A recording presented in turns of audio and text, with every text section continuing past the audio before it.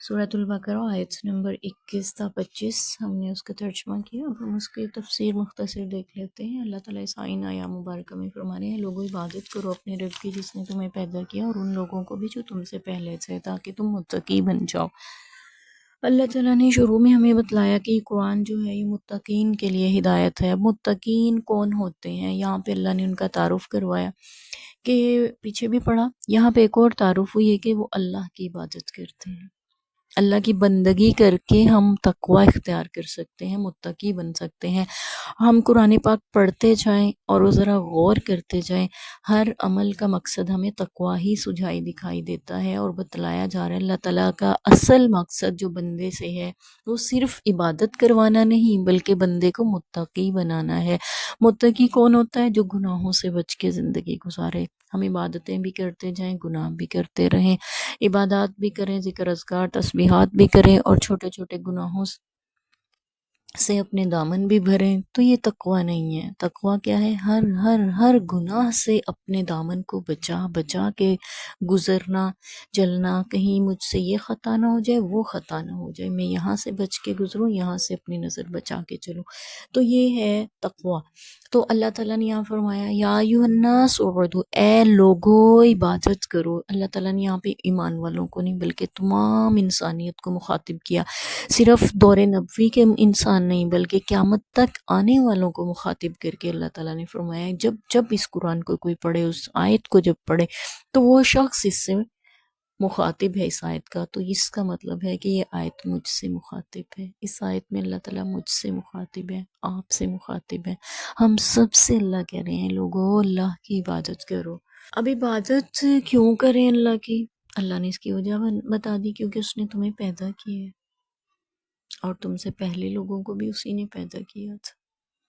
پہلے جو اتنی بندگیاں کرنے والے لوگ گزرے ہیں نا، ان سب کو اللہ نے پیدا کیا، اور وہ اللہ کی عبادت کرتے رہے، اور ہم نے اللہ سے دعا مانگی تھی اللہ نیک لوگوں کا راستہ دکھانا جن پہ آپ نے انعام کیا۔ اللہ تعالیٰ یہاں پہ انعام یافتہ لوگوں کا بھی ذکر کر رہے ہیں، پہلے لوگ جو گزر گئے انہوں نے بھی اللہ کی عبادت کی، متقی بن گئے، اور تم بھی ان کی طرح عبادت کرو۔ یعنی پہلے لوگوں سے ہمارے لیے تو پہلے لوگ ہمارے نبی پاک صلی اللہ علیہ وسلم بھی ہیں، ان کے صحاب بھی ہیں، اولیاء اکرام، تابعین، تبع تابعین، محدثین، مفسرین، یہ سارے جتنے بھی دین کی خدمتیں کرتے رہے، یہ سارے ہم سے پہلے گزرے ہوئے ہیں۔ ان سب کے بارے میں جب آ رہا ہے کہ جو پہلے گزر چکے ہیں نا وہ بھی اللہ کی عبادت کرتے تھے، اس آیت کا مفہوم ہم خود سے لے رہے ہیں یہ، تو تم بھی اسی کی عبادت کرو جس نے تمہیں پیدا کیا ہے۔ عبادت کیا ہے؟ عبادت ان تمام اقوال و افعال کا نام ہے جو اللہ تعالیٰ نے ہمارے پیغمبر صلی اللہ علیہ وسلم کے ذریعے ہمیں کرنے کا بتلائے ہیں۔ ان تمام اعمال اور اقوال، وہ ساری باتیں، ذکر اذکار تسبیحات، اور وہ سارے اعمال جو ہم بدن سے، اپنے جسم سے، مال سے کرتے ہیں، وہ سارے نیک کام جن کو کرنے کے لیے کہا گیا وہ عبادت ہیں۔ ان میں نماز بھی آ جاتی ہے، تسبیحات بھی آتی ہے، ذکر بھی آتے ہیں، تلاوت بھی آتی ہے، قربانی، حج، روزہ، زکوٰۃ، جہاد، اس کے ساتھ ساتھ اخلاقیات بھی ہمیں نبی پاک صلی اللہ علیہ وسلم سے ملتی ہیں، یعنی آپ نے بڑوں کا ادب کرنا ہے، احترام کرنا ہے، چھوٹوں پہ شفقت کرنی ہے، ہمسایوں سے اچھا سلوک کرنا ہے، لوگوں کے ساتھ نیکی کرنی ہے، بھلائی کے کام کرنے ہیں، سچ بولنا ہے، سچوں کا ساتھ دینا ہے، سچی گواہی دینی ہے۔ الگر جتنے نیک کام ہمیں ملتے ہیں وہ سارے عبادت شمار ہوتے ہیں، اور عبادت بندگی اللہ کی رضا کے لیے کی جاتی ہے۔ انسانیت کی بھلائی آپ کر سکتے ہیں لیکن نیت اللہ کی رضامندی ہونی چاہیے۔ رب کسے کہتے ہیں؟ رب ہم نے پہلے پڑھا تھا، رب العالمین، الحمدللہ، جو رب ہے پالنے والا ہے۔ اور یہاں پہ اللہ نے ایک اور بات ارشاد فرمائی، وہ ہے کہ خالقکم، اس نے تمہیں پیدا کیا، پیدا بھی کیا ہے، پال بھی رہا ہے۔ دو صفات اللہ نے یہاں پہ جمع کر دی اور تقاضا کیا ہے کہ ہم اس کی عبادت کریں۔ عبادت وہ کریں جو ہمیں ملتی ہے اس سے، ہمارے پیغمبر صلی اللہ علیہ وسلم کے ذریعے، اور عبادت ویسے ہی کریں جیسے پیغمبر خدا صلی اللہ علیہ وسلم ہمیں کرنا سکھلا کے گئے۔ ایک ماں جو ہوتی ہے وہ بچے کو جنم دیتی ہے، اس نے بچے کی تخلیق نہیں کی ہے، صرف جنم دیا ہے۔